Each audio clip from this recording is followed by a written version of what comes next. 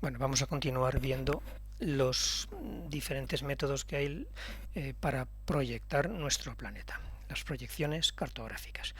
Lo primero que tenemos que tener claro, de momento hemos dicho que la Tierra es una pelota, es una esfera, después ya lo matizaremos, pero bueno, en cualquier caso es un esferoide. Es un esferoide, por tanto, no es una superficie desarrollable. ¿Eso qué quiere decir? Que utilicemos el sistema de proyección que utilicemos, que da igual, no se va a haber deformaciones, o sea, no va a ser la escala el único parámetro que varíe, ¿no?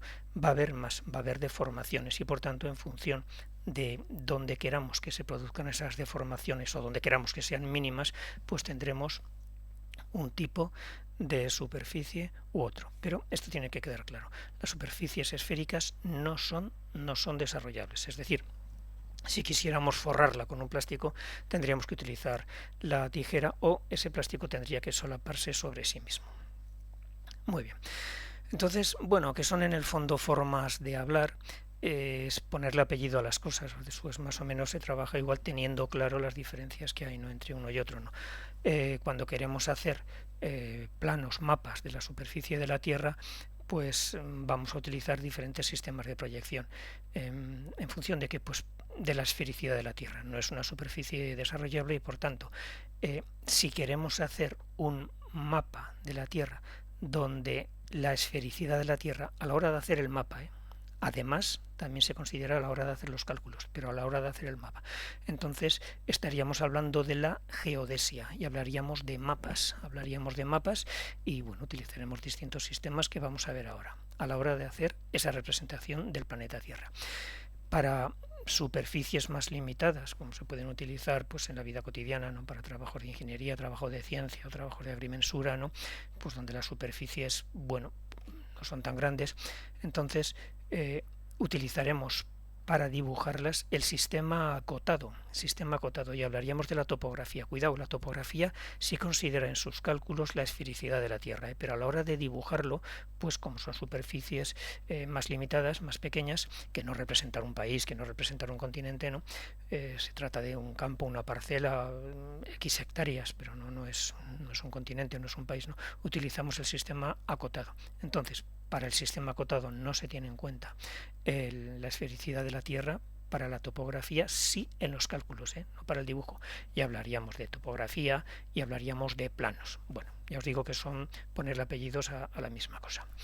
Entonces, bueno, lo que os comentaba, en función del sistema de proyección que utilicemos, pues vamos a tener diferentes sistemas de proyección. Por ejemplo, si nos fijamos en el elemento geométrico que se conserve, pues hablaremos de proyecciones equivalentes cuando se conserven las superficies, las áreas, de proyecciones equidistantes cuando se conserven las distancias, de proyecciones azimutales cuando se conserven los azimuts, o de proyecciones conformes cuando se conserven los ángulos.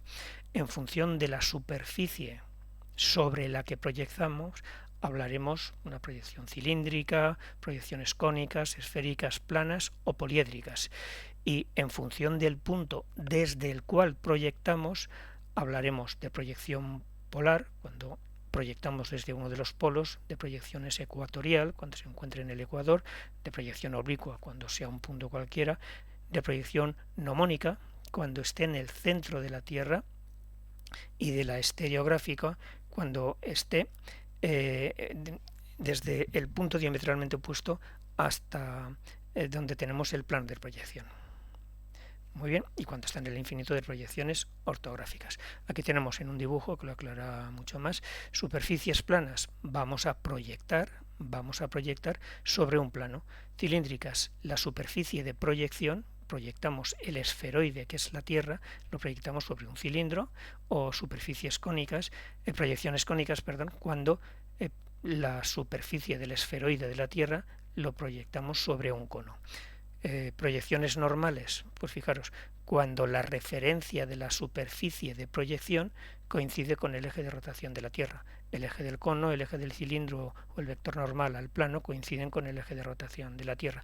Transversas, cuando esas mismas referencias, el plano normal a la superficie, el eje del cilindro, el eje del cónico, están dispuestos transversalmente 90 grados del eje de rotación de la Tierra, que es nuestra referencia, u oblicuas cuando el eje de rotación de la Tierra y la normal al plano o el eje del cilindro o del cono pues están dispuestos de una manera oblicua. Aquí veis también, pues si la Tierra fuera una esfera, una pelota, los distintos puntos de proyección. Proyecciones ortográficas, pues el centro de proyección, el punto desde el cual proyectamos la superficie de la esfera, está en el infinito. Escenográficas, pues es un punto concreto, pero está fuera de la Tierra. Estereográficas, si el plano, por ejemplo, que proyectamos es tangente en el polo sur, pues estaría en el polo norte y viceversa. Nomónicas, pues estaría en el centro de la esfera y desde allí proyectaríamos la superficie de la Tierra sobre este plano. Muy bien, empezamos con proyecciones conforme, la vemos un poquito por encima.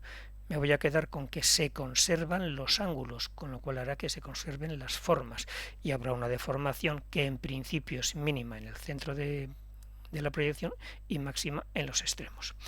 Por ejemplo, nos va a servir para hacer cartas aeronáuticas. El que se conserven los ángulos hace que se conserven las formas. Se conservan los ángulos entre dos accidentes geográficos o dos figuras geométricas, ¿no?, que estén sobre la superficie, y por tanto las formas de los ríos, montañas o lo que queráis, pues son reconocibles. La escala en los alrededores, en el entorno de un punto, es más o menos similar, pero no es la misma en toda la proyección. Pero digamos que en los alrededores de un punto la escala se ha deformado más o menos igual en todos esos alrededores. Y, eso sí es importante, nos va a proporcionar una gratícula, una red, donde meridianos y paralelos van a ser perpendiculares entre sí, que no significa que sean líneas rectas, ¿no? Por ejemplo, aquí tenéis la proyección conforme cónica de Lambert, ¿no? Es una proyección nómica y una proyección cilíndrica, donde hemos puesto, es normal, el eje de rotación de la Tierra coincide con el eje del cilindro y desde el centro de la Tierra, bueno, vamos proyectando, veis que en las partes norte y sur hay mucha distorsión y este cono se pone tangente en un paralelo a la superficie de la Tierra. Os llamo la atención porque es muy importante y eso se va a hacer, que para disminuir esta distorsión, este cono que se ha puesto tangente en un paralelo, lo que se hace después es hacerlo un poquito más pequeño. Se hace un poquito más pequeño de manera que se interseque ahora en dos paralelos, con la pelota que de momento modeliza la Tierra. Esto nos produce una red, una gratícula, donde ya veis los meridianos son líneas concéntricas y los paralelos son líneas convergentes, y los paralelos son círculos concéntricos. Meridianos y paralelos están a 90 grados, pero ya veis, no son rectas perpendiculares entre sí. Aquí tenéis un ejemplo de proyección conforme. Bueno, las proyecciones equidistantes que mantienen áreas iguales se van a proyectar de forma que, bueno, pues que el área proyectada va a ser igual. La característica que tienen estas proyecciones, si volvemos por ejemplo al caso de estas dos líneas de intersección, que están en el cono y en la esfera terrestre, bueno, es que aquí la única alteración que hay es la escala, no hay deformación. Estas líneas se llaman automecoicas. Bueno, pues en las proyecciones equidistantes el número de líneas automecoicas pues es un poquito mayor, ya está. Entonces, para el entorno de comparar hablamos de proyecciones equidistantes, de comparar distancias, se mantienen las distancias. El entorno de una ciudad, para ver las distancias de esa ciudad a un sitio, pues nos valen bien, pero no para representar países, porque como veis aquí distorsionan mucho los ángulos y las áreas y por tanto distorsionan las formas.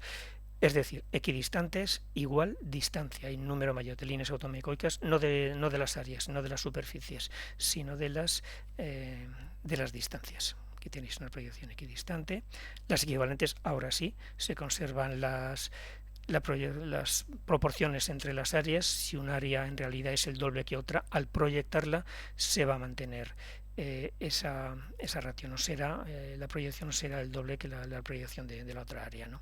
Entonces, para mapas donde se presenta información, pues ayuda. Por ejemplo, en la proyección Mercator, pues fijaros que Groenlandia y África aparecen del mismo tamaño por la distorsión que se produce. Sin embargo, en una proyección equivalente que conserva las áreas, la proyección Mollweide, pues se proyectan con la diferencia que hay real entre los dos continentes, la diferencia que hay de superficies.